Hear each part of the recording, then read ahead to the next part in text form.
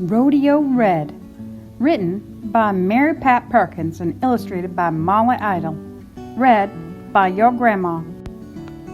I go by the name of Rodeo Red. My best friend in all the world is my hound dog, Rusty. Rusty and me always been happier than two buttons on a shirt until Sideswipe and Slim showed up. First time ours met, I knew Slim was trouble. He looked as slippery as a snake's belly in a mudslide. I thought for sure anybody who hollered that much would be hauled off to the edge of town and told to skedaddle. But the sheriff and the deputies seemed smitten. Slim laid low for a while, but gradually he started moving into my territory.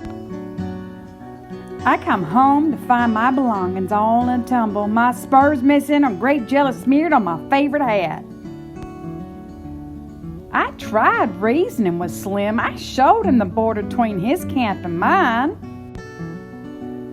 But that scallywag talked nothing but gibberish. He just moseyed back onto my ranch like he owned the place.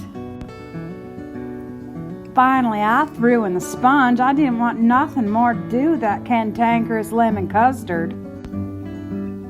Then one day, Rusty weren't nowhere to be found, and I looked everywhere for him. I knew right then that Slim was up to his side-swiping ways.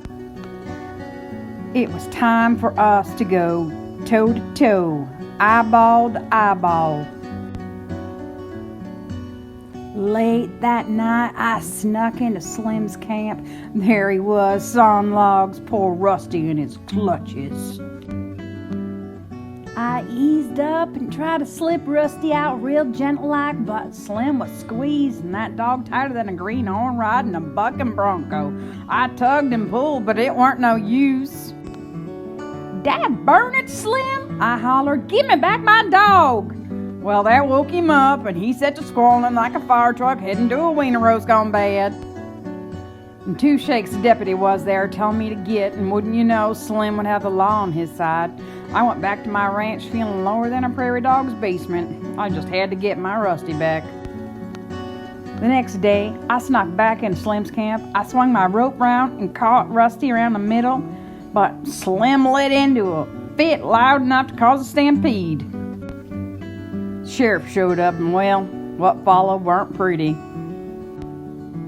She dropped me into a holding cell quicker than you can say lickety-split, and I was madder than a bee in a Sunday bonnet. When the sheriff finally let me out, I decided to drown my sorrows and grab some grub.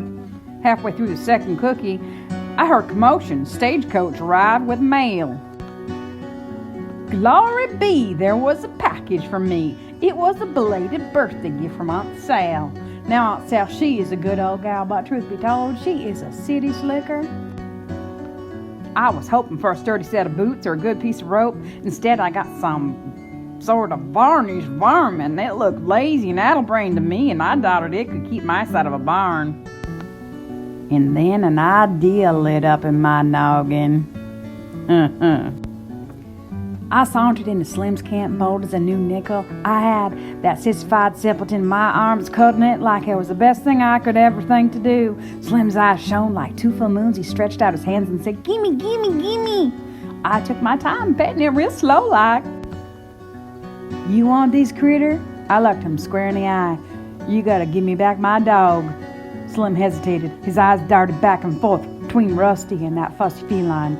I could tell he was weighing things out. But the sight of that old dolled-up dandy was finally too much for him, and he handed over Rusty like he was a hot coal at a barbecue. After that, Slim didn't pay Rusty no never mind, and he hugged that frilly varmint like he found his best friend for life. Well, there's no counting for taste, but what did I care? I had Rusty back where he belonged, safe in my arms.